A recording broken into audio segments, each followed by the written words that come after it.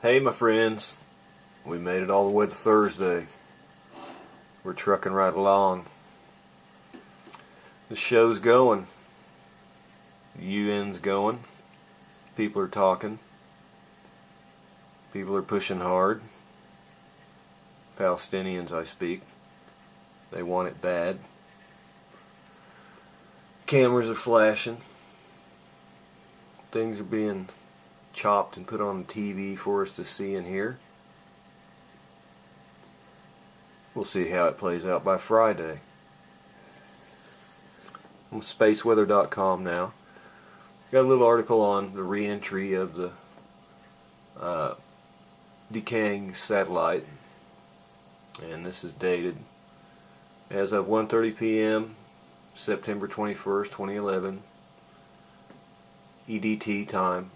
The orbit of UARS was 120 mile by 130 mile, 190 kilometers by 205 kilometers. Re-entry is expected sometime during the afternoon of September 23rd, Eastern Daylight Time.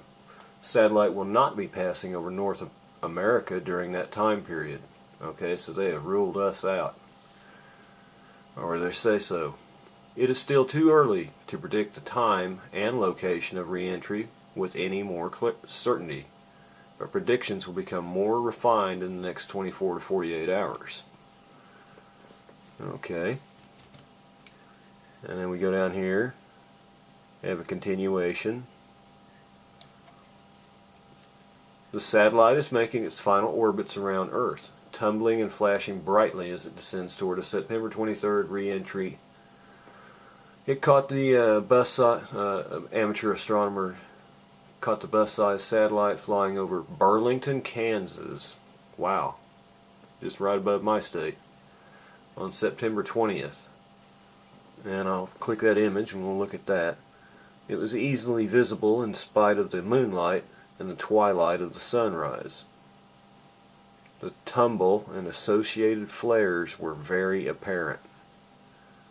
Satellite tracking expert has used the USS Stratcom's orbital elements of UARS to predict the decay time late on September 23rd, roughly between 1800 and 2200 UTC. Still potential for estimated time of decay to shift somewhat before it begins to narrow down. The disintegration of the satellite is expected to produce a fireball that could be visible even in broad daylight. Not all of the spacecraft will burn up in the atmosphere, however, according to a NASA risk assessment, as many as 26 potentially hazardous pieces of debris could be scattered along a ground track some 500 miles long. The same report puts the odds of a human casualty at 1 in 3,200. Well, there you have it. That's what they've offered. We'll see what happens. Keep your head up, no matter what. We'll first go to the image over Burlington, Kansas.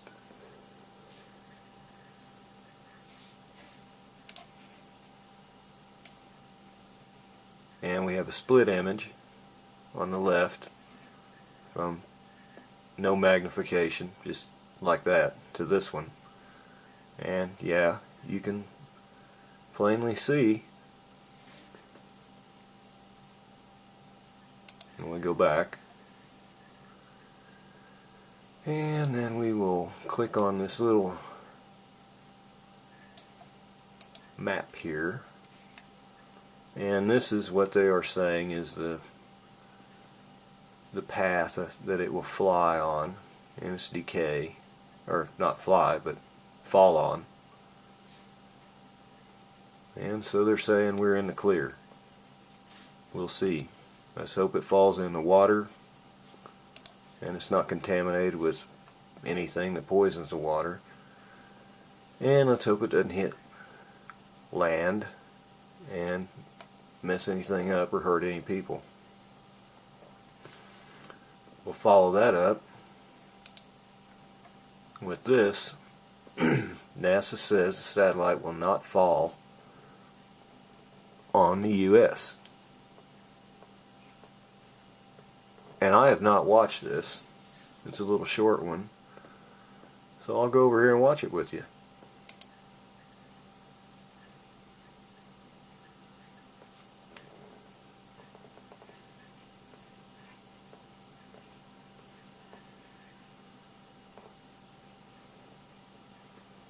It looks like it's just showing the orbit continually.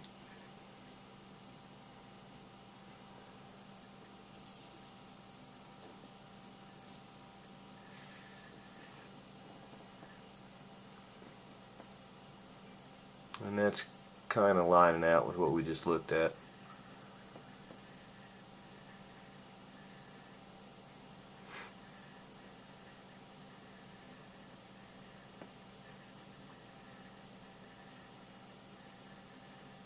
I believe they said that was 7 tons.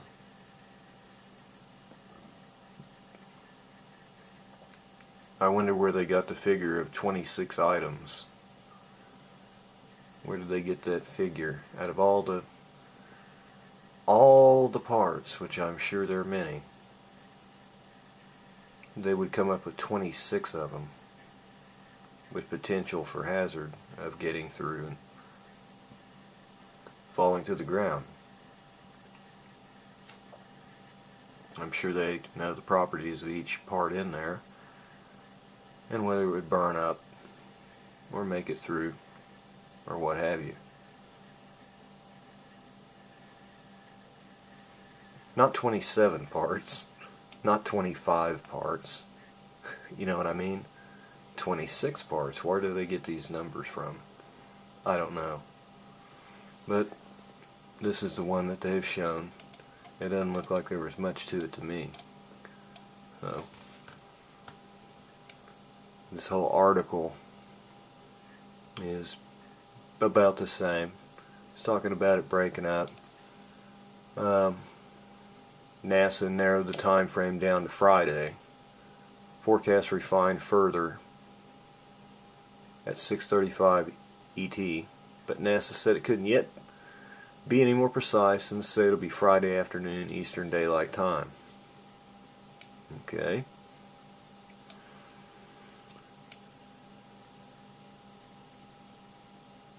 Pretty too early to predict the time and location of re-entry with any more certainty, but predictions will become more refined in the next 24 to 48 hours.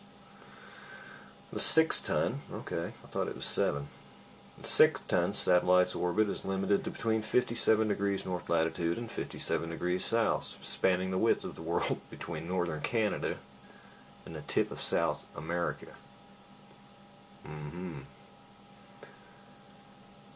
The chance that any of the debris would hit anybody were 1 in 3,200, which translates into a 1 in 20 trillion risk for any particular person. Well, someone in Tulsa had a little piece of something.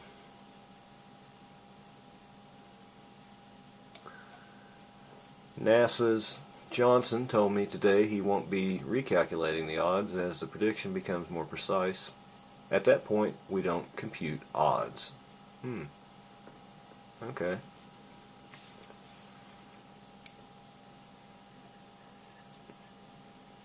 And then there's a little one from the Nightly News. If you want to click on that and look at that. So there we go. We're supposed to be in the clear. Who gets it? Well, they didn't really name who gets it. They just said it wouldn't be us. Well, let's take a look at what's going on. Seismic activity.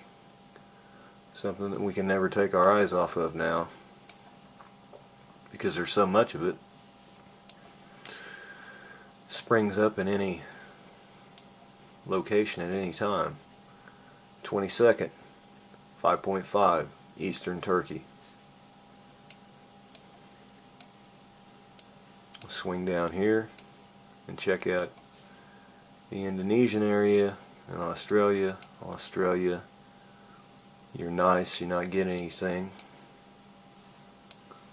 Glad for you, Jay.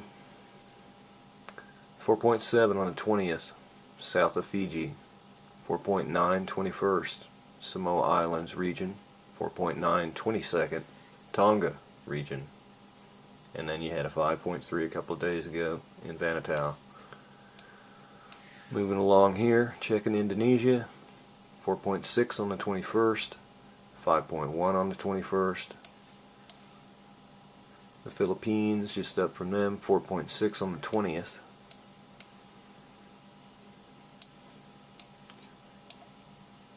A 5 on the 22nd in the Philippines, and a 5.1 on the 21st in Taiwan. Japan, unfortunately, back at it again, a 4.4 on the 21st, a 5.2 on the 21st, a 4.5 on the 22nd, a 5 on the 20th, and then we have the storm Roque, and it's moving by and it's sloshed them and stormed them. And then we have recently a 4.6 on the 20th in Alaska, right here in this little popular area where it likes to throb, right around in here. Up farther back in Alaska, a whole bunch of 2s. Coming over here to our west coast, a lot of 2 activity in California. You get some in Nevada on the 20th. You get a 3.3 21st in Mexico. Off the coast of Washington looks clear for now. We swing around here, 4.1 in Mexico. Recently, a 3.4 in the 21st in Dominican Republic, and a 3.5 21st in Virgin Islands. And we know this little area down here, a couple of days ago, 5.8 into Guatemala, and they had that whole little fluster there where they had several of them in a short time period. So Hawaii, or excuse me, before we go back to Hawaii, I do believe they had a small one. And just to make sure, I'm sure they did. We'll go back over here and look.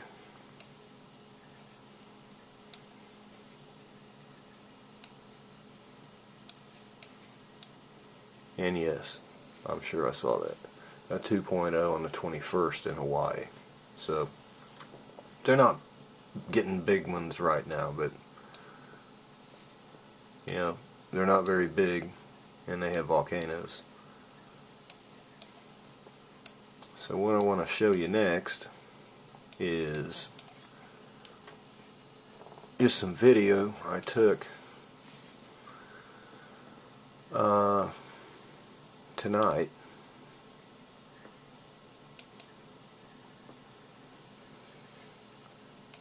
And what I've done is I've just went and I'm panning around, and this would be about 7 o'clock, and I'm just looking in the sky, and I'm looking for things like you guys are. I'm just looking for them just like anybody would, randomly, just looking up. And this is what it looks like. We had a giant rows of strange formation clouds. They just seem different today. I don't know how to explain it. You can just look at them yourself, but for me, looking at them, they look strange. And that's pretty much what I'm doing, is panning around, just showing you that when I look up, I haven't been seeing anything as far as Elenin or anything that we're looking for. I've been able to see it, and this is what I see when I'm looking up during the daytime. I'm going to end up walking down to the end of this parking lot where I work at, and when I see, that's that big long cloud. It looked really strange, but when I get to the end of the parking lot, you're going to end up seeing the sun, and we'll concentrate on the sun.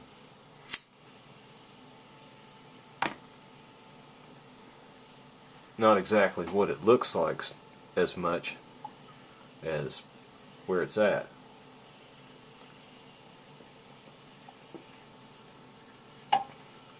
Now I didn't film it, but by the time nightfall came, and say 9:30, 10 o'clock rolled around, all this stuff that you see now was gone, and it was just a mass. It looked like a wintertime, just a massive bunch of white stuff up there. It doesn't even look like a cloud. It just looks like all white stuff, and can't see anything.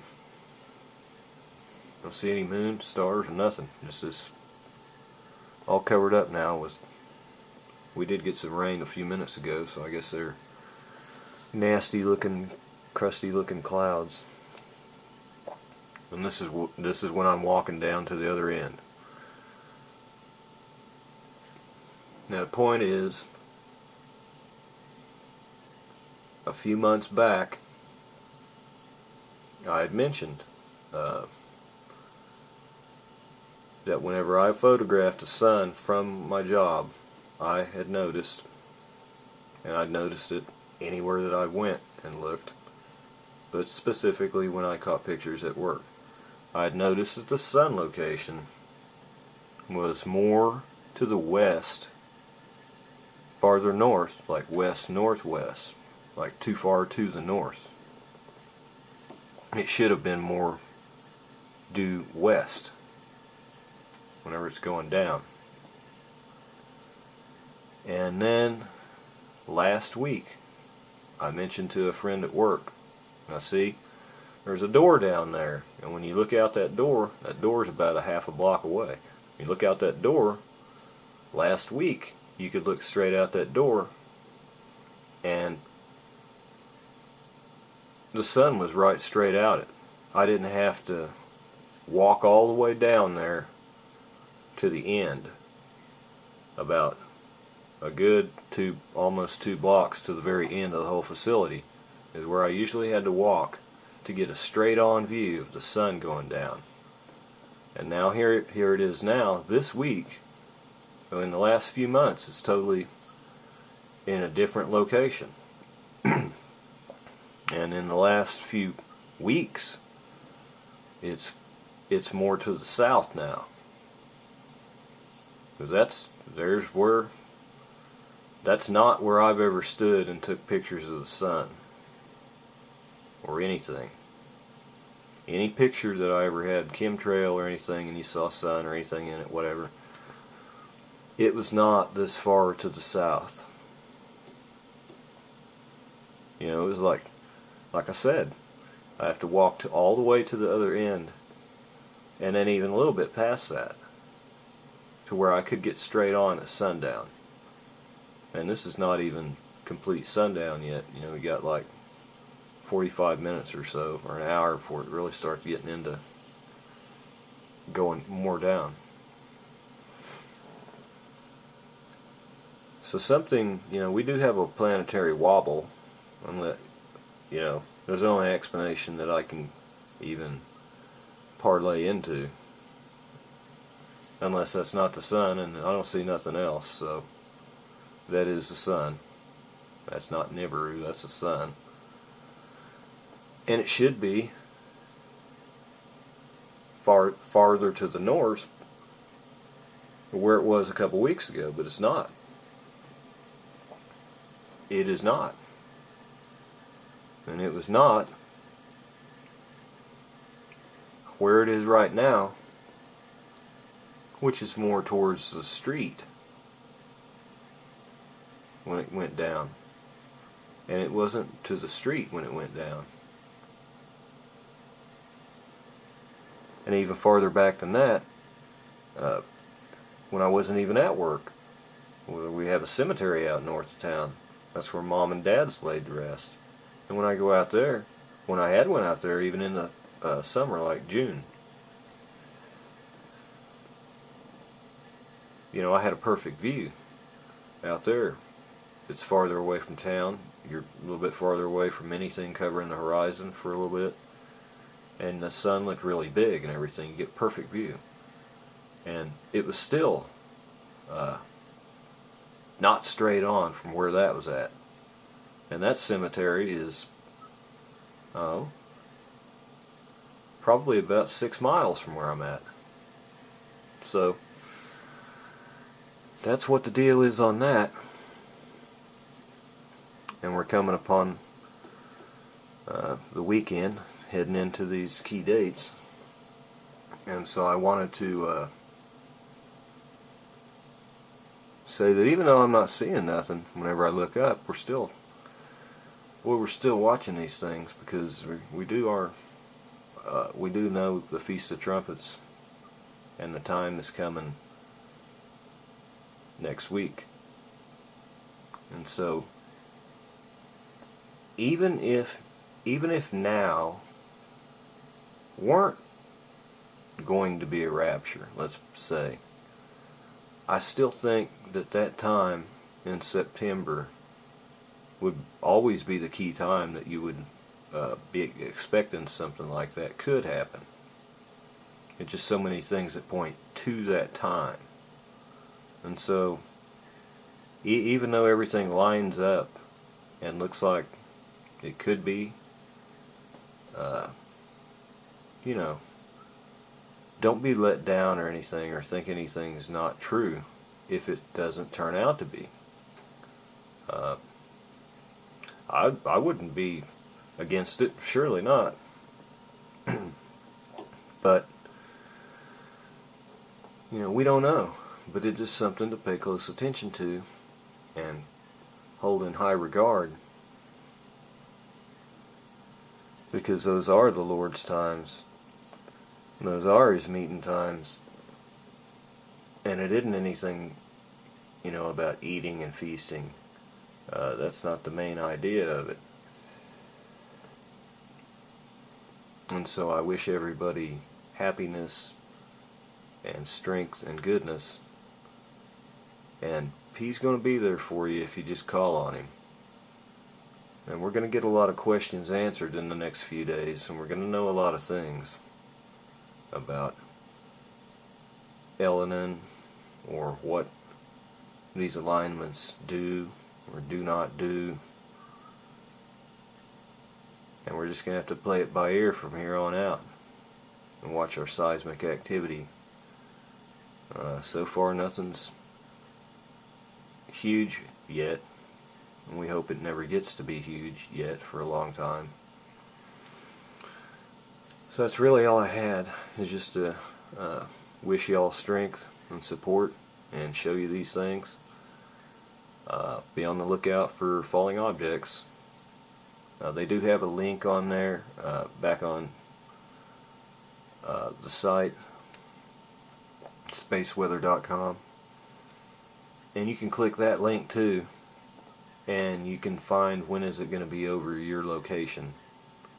I did mine, I did mine before I went to work, and it actually came over my location like 10 till 6 in the morning or something like that. I didn't look at that article early enough, or I would have went outside and looked up and tried to see it. So that was my error. So I have a little while, and I'm going to check it out, and if it's visible, I'm going to go out and watch. So I'll talk to y'all real soon if there's anything else that comes up. You know me by now. I'll let you know about it. Until then, be safe, be strong. God loves you.